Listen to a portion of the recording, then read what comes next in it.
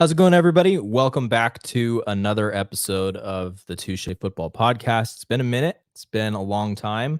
And I know we have a lot to get into, but there's a lot that's happened and there's a lot that's changed over the last couple weeks. Honestly, it's been a couple weeks. So, Colin, you have a Geneva hoodie on. So there's a lot of ground to cover and make up. So I'll Yeah, hand it over to you to kind of fill in some of the gaps yeah, of what was happened the last couple weeks. yeah. So I think I'm probably more to blame than you are for sure for why we haven't had a video in a while. I mean, moving into college was pretty crazy. Moving to Grove City and there's just certain things about it. Wasn't really the right fit for me. I found that out in preseason. There were just a few red flags there and I thought it was time to move. I felt led to move, and so here I am. Got my Geneva hoodie on. It's a little bit bad, maybe that I went to a conference rival, but is what it is. And I so far it's been a great experience so far. Um, get pretty good minutes for freshmen. I've really enjoyed the experience. Like the guy has really good culture. We have a game tomorrow on the road. We play at 1 p.m. tomorrow. So we get to leave at 10. So be a You're going pretty to good, Ohio, right? It's in pretty, Ohio. so, be a pretty good game. We have similar records, so we'll see how it goes. Right now we're in out of conference play, and then this I think is either our, it's either our last game out of conference or we have one more. I'm not quite sure. I'd have to look, but after that, then we start playing all the conference games, and so that'll be where things really start to spice up because there's a lot of competition within the conference. So it's a pretty competitive one, the conference. So we'll see how it all plays out. Last year Geneva made the last four, so um, we'll see how it all pans out. So Yeah, that's exciting. I got to make the trip out there to, the first, I don't know if it was the first game. I think it was the second game. second game, yeah, Second game that you guys had played was fun. Looked good. Looked like you're connecting well with the people and integrating in there. So that's good. It's exciting.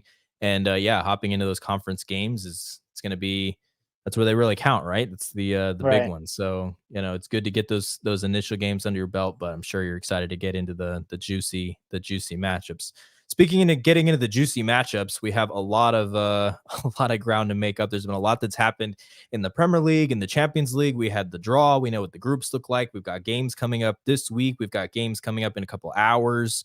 So we got a lot of ground to make up. So basically, what I want to do is just get us caught up on everything that's happened. We're not going to cover everything, but I do know I want to get into a little bit about some of the surprises because we had the predictions. 4 games in, some things are holding true, some things are way off. And I want to talk about what those surprises are, take a little bit of a deep dive into Chelsea and United. I've been following United. I'm sure you've been following Chelsea a little bit Yeah. closely. What are those stories that look like? And then we'll hop into, Champions League, maybe make some draw predictions, look at the upcoming big matchups in there because it's super exciting to have the Champions League back, and then wrap it up with all the games that are happening this weekend. So, looking at the Premier League table, you got Chelsea and United are, you got to scroll down a little bit to get to them.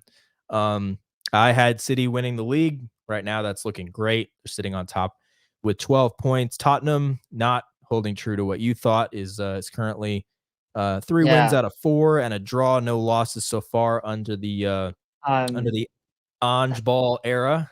And then Liverpool's up they've there. looked So really good. They've looked really good. Definitely proved me wrong, at least so far. I mean, um, but yeah, no, they look really good. Uh, So what are Second in some the big league. surprises that are coming off to you since you're on Tottenham right now? I don't know if that's one of them, but is there anything else that's kind of jumped off the page to you that you didn't expect? West Ham for sure. That's Yeah. one that I don't think any of us really expected to be as good as they've been. Um, that's a surprise. I actually was watching a reel a couple days ago, and they were talking about how Jesse Lingard has been training with the squad. So He kind of looked from those pictures like he needed to be training. It kind of looked like he'd been out of training for yeah, he looked a little not bit. the Jesse Lingard I remember, but Yeah, but no, yeah. he looked a little. He looked like he put on a few pounds for sure. Um, I'd say both of our teams are a huge surprise. And it's been a rough experience. I was actually watching the game against Nottingham Forest with a few of the guys on the team, and man, it's like I'm getting clowned the whole time. I'm like, this, I mean, because we're the team that has spent $1 billion and we're still bad. Like still bad. We're picked up where we left off last season. And the thing is, it's frustrating because like we're first in the league in possession, we're first in the league in shots. It's like, I and think then we're chances created too. I think you guys are up there on chances created too. So really up there. I mean, like, the problem is not the creativity. The problem is we don't have a guy that can put the ball in the back of the net. And yeah, we were talking, going in through what's really plagued Chelsea so far has been their injuries. I mean, Reece James is huge. I mean that he's an excellent guy, both defending and he's also really good in the attack. You can get some really good service from him from the flank. And then, there's also Nicholas and Nkunku. I how mean, big of an influence do you think that is? Because I know like some people were thinking that Nkunku was going to come in and almost be like, I wouldn't say Holland-esque, but just be that guy. Obviously, you got Nicholas Jackson, um, and he's great, but I don't think you can equate the two. And I think that losing a right. player like that in preseason probably took Poch for a loop, and he's had to adjust to it. So, how big of a loss do you think just that one player specifically is? I mean, yeah, I mean, you saw the last couple episodes we were doing. I mean, I was talking about how excited I was for him to be on our team. I mean, I think his FIFA ranking is like an 86, and that's higher than anyone else we have. Hmm. With the exception of maybe one or two. So I mean, he's young. So I mean, there's a lot of potential with that guy. A lot of areas that he could be. He really could be a Holland-esque, as I said. Um, but no, I mean, I think he's huge. I mean, if you saw him in preseason, it was like that guy. I mean, you could tell like Chelsea, like the Chelsea wing backs, the wingers, they were really trying to find him. And I felt like it was really exciting to see because I felt like we finally have a guy again who can put the ball in the back of the net. And that was something we struggled with last year. I mean, joke about it sometimes. We had 38 goals last season.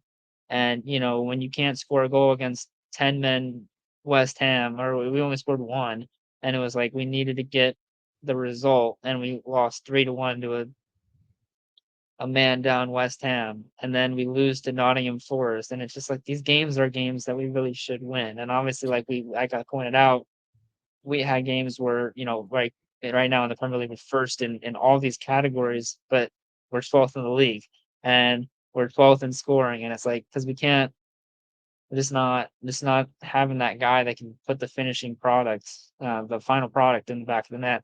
So I think that that's huge. I think if we had him, I mean, I'm not saying we'd be way better, but I do think it'd make a huge difference because I mean, in preseason he was just such a contributor. Obviously, like we said, preseason is not the biggest indicator of what is to come, but I mean, you could tell like the potential in that team was very. I mean, Hmm. like the atmosphere around Chelsea fans. I talked to a few myself. It was very exciting, and it was very, very captivating to see him in preseason. But it's unfortunate. It's very unfortunate that he's injured. I mean, he's injured for I think what was it, 16 weeks. So I mean, the time's taken away. I mean, we'll have him for the second half of the season, but obviously, I think that's a huge loss. Obviously, we have Trevor Chalobah as well. Hmm. That's another big injury, center back. Um, and not that our defense is terrible. It's not. Obviously, we keep the ball pretty well. So, I mean, it's not like it's the worst thing in the world, but it does help to have that depth. And I think that he definitely provided that for sure. It's just frustrating to have all these injuries plaguing us, and I feel like we're not really what we could be had we had all these players back. Because I mean, obviously, you had Reece James and Trevor Chalobah in the back, and then Nkunku up front. And I mean, Nicholas Jackson, he looked really, really good in preseason, but I think having Nkunku with him, I think that they worked really, really well together. So, um, yeah, it's just a little bit sad to see him get injured so early. I mean, but Yeah, things it's for happen, and sure. yeah. I think if you look defensively, you talked about, obviously what injuries may have had effect on that, but you guys signed a player for a lot of money that was supposed to shore up some of those defensive responsibilities and kind of Right. free Enzo to have a little bit more possession. So, what have you seen so far from Moises Caicedo? Do you think it's too early to be throwing up panic flags, or do you think it's just he needs to has time to integrate? It's only been a couple games, so what do you think about that?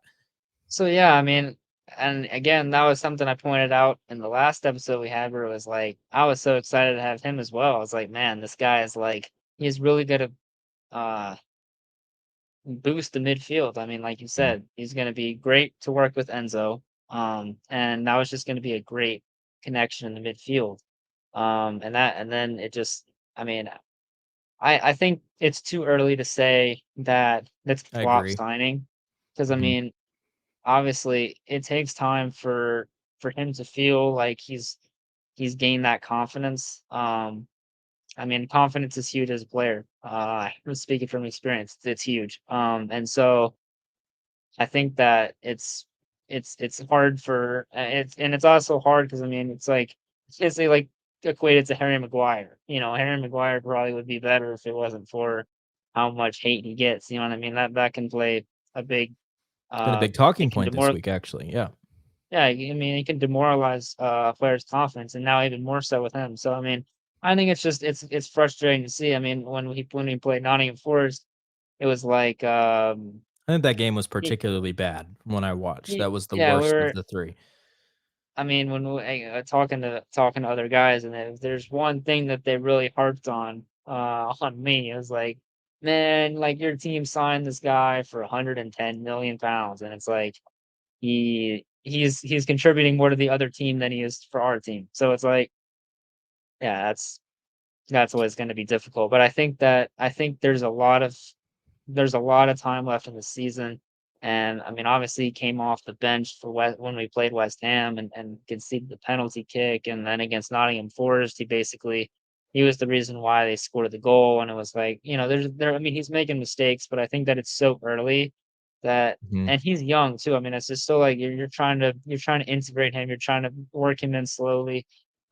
But no, I mean, some players come in and they're flying high, like right immediately. But you know, there's other players that it takes a while for them to get integrated into the squad and really feel like they're contributing and really feel like because I mean, and also I mean, I mean, every single game that he's out there, and commentators are like, oh, and like this is the most expensive British player, and it's like that alone puts a lot of pressure on a player. I mean, even we were talking about it with the Commanders and Sam Howell, and it was like, you know, that there's so much pressure riding on him, you know, Mhm. because there was so much at stake. And it's the same thing with Moises Caicedo. I mean, there's so much riding on him. 'Cause it's like 110 million pounds, most expensive player in the Premier League, you know, even more than Declan Rice. And it's just so many things, so many factors that it's just like, you know, this guy's got to perform. And, you know, guys saying, is he really going to be worth that? Is he going to be a flop signing? Is he going to be whatever? And it's like, you know, that's hard. That takes a big toll on a player. And I think that it was always going to be hard. And so I think that him being criticized as much as he is, I don't really think is fair. But I think that, like I said, there's a lot of time left in the season. So I think he'll figure it out eventually soon. Hopefully. I mean, maybe that's me being a little bit too optimistic, but you know, No, I I think I that think there's he will. definitely, yeah. I I mean, think he so will. And I think that it's the it's really bad. I think that it's almost like kinda drawing on the NFL comparison you just made. Everybody's gonna overanalyze and overreact to week 1, and there's no 4 mhm, games in the Premier League season that people overreact to more than the first 4. right, There's no other point in the season if you take match week 21 through 25. Nobody's dissecting those 4 games to the same level that they dissect the first 4, and I think the mm, reason why is because we have this international break that follows, and everybody has nothing to talk about but the 4 games we saw, right? So, if we pivot to, like, United, honestly, I think there's some similarities you can look at between both teams. Heavily injured, um, midfield signings that they spent decent money on. Well, you spent double what we spent on Mount, but either way, like yeah, if you look at midfield signings that are trying to integrate into a team, not integrating and frustrating the fan base as a result, right? And um, defensive lapses that have cost points in games and both mid-table teams right now. right, But when I looked at the schedule and I came out, I was like, okay, First game of the season, you got to win. Wolves, it's got to be a win. What do? They got to win. Did they get outplayed? Absolutely. They played terribly, but they managed to get a win out of that game. And then they went to the next game, and I felt like they went toe to toe with Tottenham on the road, came away. I think we outplayed him in the first half, missed some terrible chances. I think Bruno had a chance to hit the ball in the net and just completely whiffed on the goal. Like I think he headed it into the stands like yards away from the goal. Yeah, I think And it I was remember that one actually. so there was like multiple chances we created that we should have done better with, Mhm. and we just didn't finish them. And then we got punished because you're playing on the road against a Big Six team. You don't finish your chances. They outplayed us in the second half, and they got the 3 points. So those are 3 points dropped. Obviously, we didn't. We went down 2-0 to Nottingham Forest. The next game, come back 3-2. You get the win at home. So you won the two games you had to win. It's concerning in the way they won them, but they got the win. And then I feel like they went to the Emirates, which we all knew was going to be a hard place to play. They really played Arsenal. I know that I would say Arsenal played to win more than United did. We seemed like we went in there hoping to get a result, which is frustrating as a fan when you kind of see that your team's sitting back and playing a little bit more defensively. But we did manage to go up 1-0. And then I think the game was kind of in the balance throughout. Arsenal scored immediately after Rashford did, and it was 1-1 throughout pretty much the whole game. Obviously, you have the VAR. It's going to be frustrating. People are going to dissect it. We took what appeared to be a 2-1 lead. VAR says it's offside. I think that's demoralizing for a team. It's going to really kind of drag the energy level down and boost the energy level on the other side that they now feel like they have control of the momentum. And I think they took advantage of it. Obviously, you concede one goal very late on. And I know they won 3-1, but at that point, it's like you've pretty much thrown everything forward to try and equalize. You get hit on the break, and it's a 3-1 game. So, and that's what you have to digest over the international break is the fact that you drop these points on the Mhm. road to Tottenham and Arsenal, respectively. So, yes, I can say it's concerning that they haven't had a single performance that you can look at and say they played really great. But at the same time, it's like we kind of knew and we would have hoped that we did better. But we kind of knew that Tottenham and Arsenal were going to be hard games on the road. We didn't manage to get anything out of them, but I feel like I did walk away from Arsenal feeling like, okay, did we deserve to win? Probably not. We probably deserved a point. We didn't get it. And that's fine. That's how football is. You just don't get the Mhm. points that you think you're going to get. But at the same time, I'm not ready to overreact. Obviously, we've got the Jaden Sancho thing of everything that's happening on the field. We've got the Harry Maguire conversation because he keeps scoring own goals for us and for England these days. And so it's like Yeah. going to create this firestorm, and everybody's saying United is in chaos. Well, we'll see. We'll see in a few hours when they play Brighton at home, because all it takes is one good performance against Brighton, and it kind of shuts down a lot of the critics. But if you come out and you don't play well at home, maybe you take a loss or you get outplayed by Brighton at home. Okay, now it's like, okay, we really have some concerns here because five Right. games into the season, you're not performing. Mason Mount, it didn't help that he got injured. He looked lost out there. I understand there's got to be integration into the team. They brought in Amrabat. We haven't seen him. He's probably going to be injured as well. I think we finished the Arsenal game with Evans and Maguire, which that's probably the two worst center back pairing you probably could have ever hoped for. And that's what we finished the game against Arsenal with. And sure enough, they left Declan Rice open on the back post and he scores. So we're not going to have Evans and Maguire starting against Brighton. Lindelof is fit. You've got Lissandro Martinez is fit. So kind of nervous going into the next game for sure. I think the team really needs to get its head out of the sand, but that's on the manager. And I trust our manager. I think that that's the same thing you could say for Chelsea is that if I was a Chelsea fan, I would say give Pochettino some time.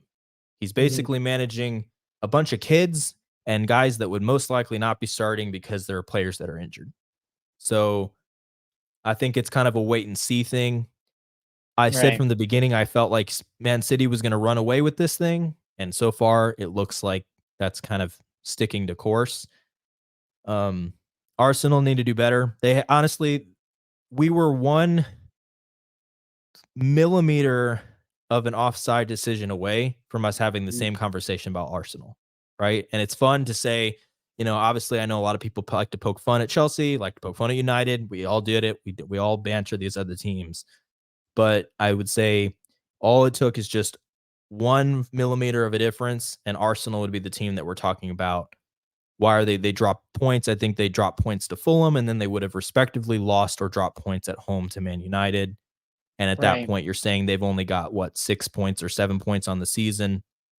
So everything's going to ebb and flow, and it will all work itself out. The good teams will rise to the top. The bad teams will fall back down to earth. I don't think I see West Ham hanging out in the top four much No. longer, right? No. So it's all going to work itself out, and we'll see what happens this weekend. There's not really headline games. I think probably United Brighton is going to be the one that, I mean, obviously I'm paying attention to, but it's probably the headliner game of the week. Right. Um, and yeah, we'll see, and we'll talk about what happens after that. So, anything else you want to cover on the Premier League front of, No, I mean, I think with United, I mean, as you said, the first 4 weeks are very heavily scrutinized, and people can be very, very critical. And so, I mean, you're talking about the Arsenal game.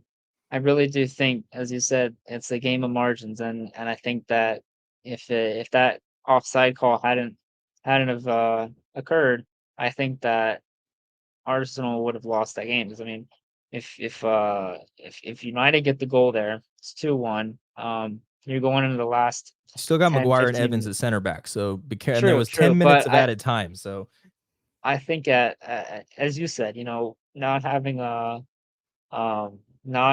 having that goal being disallowed, I think it demoralized the confidence and the morale of the team. I went back and watched the last few minutes of the game, and it's just like the attitude of United, like the way that they're playing, the passion, it just all kind of fell apart. And so I think that was due in part mainly to um that disallowed goal, because I think that just takes the energy out of the team and sucks the life out of them. So I think that had that not happened, I think that the energy still would have been there, especially to, trying to hold on to that result. Had it happened, they would have been up. So trying to hold on to that result, I think it would have been a completely different game, a completely different final few minutes than what occurred. And obviously, having Maguire and Evans back there is a lot. I mean, honestly, I think if I were a United fan, I'd be pretty excited for Brighton, not only because it's a big game, but also because, if you all are playing Lindelof. I mean, I've always felt that Lindelof is underrated. I feel like he's always been paired with I agree. Maguire, and he's always been paired with Maguire, and it's like that's a hard situation because it's like the guy next to you is always going to be making mistakes. He's always heavily criticized, and it's so you kind of get lumped in with him. So Mhm. that's always going to be a challenging situation. And so I'm like from a neutral perspective, I think that's really a guy to watch is Victor Lindelof, because I mean playing with Martinez I think is a lot. That's a way better Partnership. Yeah. partner in the back than Maguire is. So I mean, I think that level of play um, will boost his game for sure. And I think who knows, maybe even becomes the starter. I mean, you never know. I mean, I mean, well, he was a player we relied heavily on last season when Lissandro right. Martinez went down. He finished the season out with Rafa Varane, and I think that he played really well at the back. Mhm. So has experience last season starting. When Right. he left the game, I think, and then we brought in Evans. That was a bad feeling. That's a Yeah. bad feeling. You don't want to be doing that. You don't want to be doing that against Sheffield United at home. You much less don't want to be doing that at the Emirates against Arsenal in Yeah. a 1-1 game, Yeah. No. right? So either way, pivoting, we've got the Champions League background on here, and I think this is the first time we've really been able to kind of hop into the Champions League. It's back. We had the draw. We know who's playing who. We've got the group of death. Sorry, Newcastle. Sorry, AC Milan. Sorry, Dortmund and PSG. That's a terrible group. That's a terrible group. I feel Um, bad for West Ham fans. It's the first time they're there, and they got the Newcastle. group of death. Yeah. No, I want to look at these groups, right? So we got Group A. I've got them up. I got them up. I'm just going to go through the list. I think that Bayern, they're the best team of the group.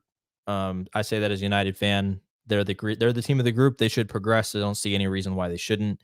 Galatasaray, they kind of scare me a little bit. It's a long trip to Turkey, and they Mhm. have a very passionate fan base. Copenhagen has a passionate fan base as well, but I see Bayern making it through. I think United need to take care of business on their current form. They kind of worry me, but they should make it through. So I have Bayern and United making Yeah, it through on that group. definitely. Anything you disagree with?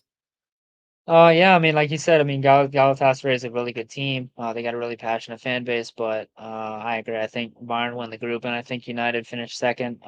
Copenhagen, they also have a very passionate fan base, but I don't think the talent is there to beat any of those three teams. So, Mhm. yeah, I mean, Galatasaray, I think will give United a run for their money, but I think United will be able to take care of business. So, I've got Arsenal and Sevilla in Group B. You see it differently or the same? uh, no, I mean PSV is a decent team. But yeah, no, I think that uh Sevilla do well in Europe. So I mean I would still say Arsenal wins the group, but I think that that'll be more competitive than people think it will. Well, you never know because they're the Europa League team, so maybe they're going to crash out of the Champions League and then go on to win the Europa League when they go there. So maybe that's the strategy. Maybe we should be thinking of PSV. That's Um, true. It's true. You never know. But yeah, I mean domestically Sevilla like they're good, but they tend to do better in Europe in the Europa League. But we'll see how they fare in the Champions League. Um, and so I mean they don't really have that challenging of a group. I think that Lens is not a team that you really fear too much. But I mean you can't. Yeah, you got to take them seriously. You got to. I mean anyone in the Champions League you got to take seriously. So um, Group C. I'd say obviously Real Madrid win the group. I think we both had them winning the Champions League. I think we winning the whole thing. That was our prediction at the beginning of the year. And yeah, if so I think Bellingham stays playing the way he's been playing, I don't see any reason why they're going to drop off or out of that group. I think right. Union Berlin is an exciting team to watch. They could give Napoli a run, but Hmm. I have Napoli going through. Yeah. Group Um, D, I'd I have say Inter and Benfica. Inter and Benfica. I think Salzburg will give Benfica a run. I think Salzburg plays Real Sociedad on the 20th. So I mean that'll be interesting to see because if I think if Salzburg can pick up some points, I feel like that they'll take the competition a little bit more seriously. And I mean they're not a powerhouse, but they're certainly a team with a big fan base. It's actually kind of cool when we went to Germany. I actually passed by their stadium, but um Mhm. yeah, no, I think that they're a good team. So we'll see how it all pans out. Group E, I have Atletico going through. I would say Lazio. I think Yeah, I don't know if Feyenoord's gonna keep the form. I know they won their league last year, and Celtic is good, but they don't have Ange anymore, so they're gonna have some transition. So I say Lazio is the only team just purely based off of I think consistency. yeah, it's kind of a process of elimination there. It's not like that good of a group, but and then we move on to Group F. That's the headline I think group you're as just we called it. I mean, obviously, I think PSG win the group. I mean, maybe not obviously, but I think most people would put their money on PSG winning the group. But I think that, as you said, you were like, sorry to all these other three teams because I mean, that's going to be a real battle for the top that's that number two spot. But I think though a lot of times these teams will play uh they'll play like the in group E, for example. Atletico will play teams that are not that good. So then when they make the round of 16, it's like now we got to play against the big boys, now it's like the teams that are a lot more difficult. So I think mhm, that the two teams that progress from group F, I feel like you really got to watch out for because they've already going to be have that experience against those really good teams. mhm. AC Milan last year was a contender late in the tournament, um, Semifinalist. Yep. and PSG. Obviously they're nothing. People poke a lot of fun at them for not being able to produce when it gets past maybe the quarterfinals, and then obviously they lost the final in 2020. But I mean they're a good team. They're a good team, and obviously Dortmund last year. that's heartbreaking for them in the domestically, but I think that they're also a very good team. So I have Newcastle going through, but I think a lot of people would uh, have a contrary opinion on that one. But I Yeah, think like it'll be me, PSG. I do not have Newcastle going through. I think that it's going to be too much for them to do. They're already creating pressure for themselves in the league by not performing well. Eddie Mhm. Howe's going to start feeling some pressure, and it's going to be interesting to see how this ownership group kind of responds to adversity. It's been all roses and sunshine and rainbows for them all last season, but now there's expectations, and they're not necessarily meeting those domestically. And I think they probably care about that more than they do the Champions League. So I could see them really struggling with the balance on that squad on how they perform in the Champions League. So, meanwhile, I think Dortmund it it'll be about I think it's mentality.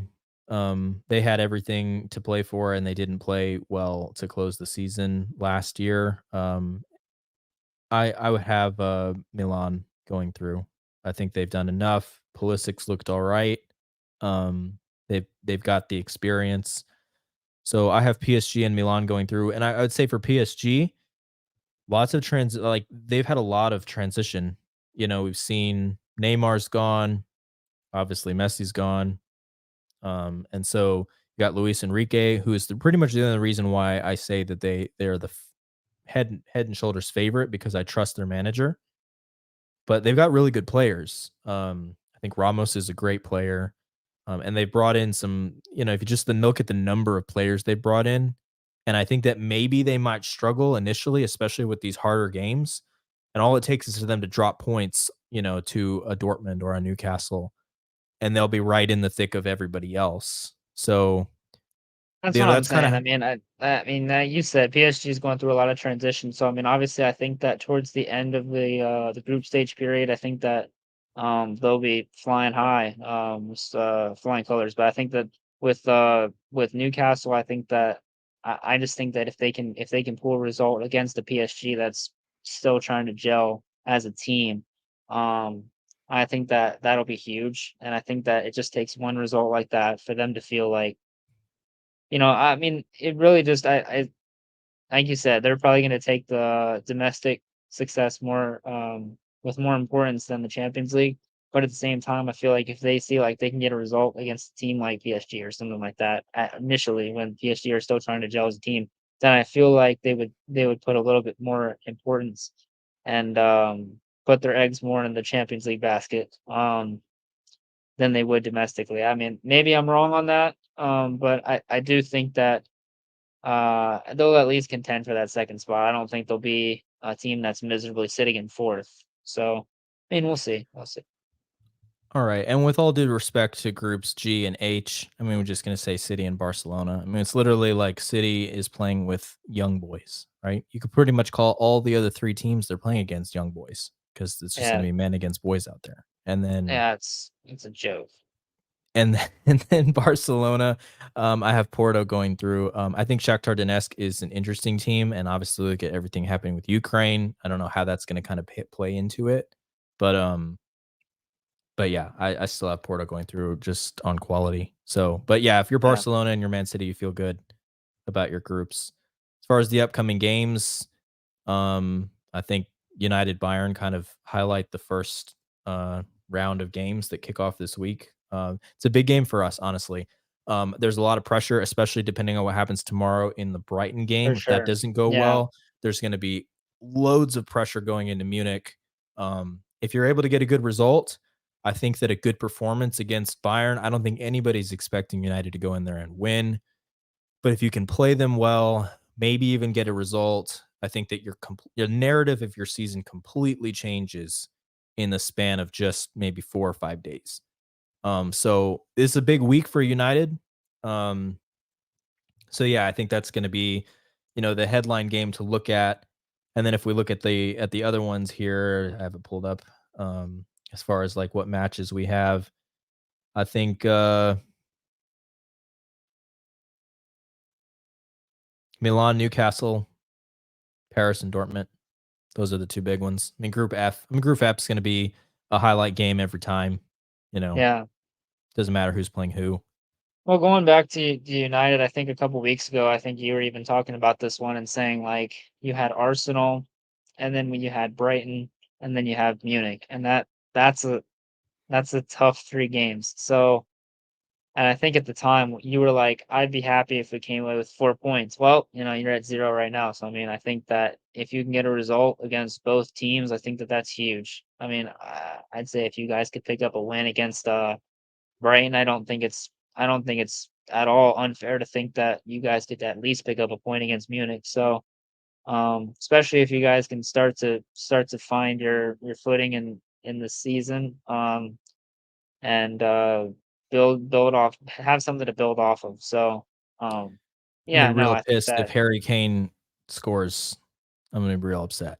I'm gonna be yeah, real upset if Harry Kane scores, especially with all the narrative of everything that was supposed to happen this summer with him. So, yeah, um, yeah, I think that's a wrap on everything. Big games. It's great to have the Premier League back. It's a great period actually because I told Kiana like we've got fall. Like it really is truly fall now. We've got yeah, cool, crisp weather outside, which is great. You have pumpkin spice lattes at Starbucks. You have Premier League on Saturdays as proper as it should be. I'm tired. Last year I had to deal with the Europa League on Thursday, which always bumped the United games to Sunday, which was terrible. I hated it.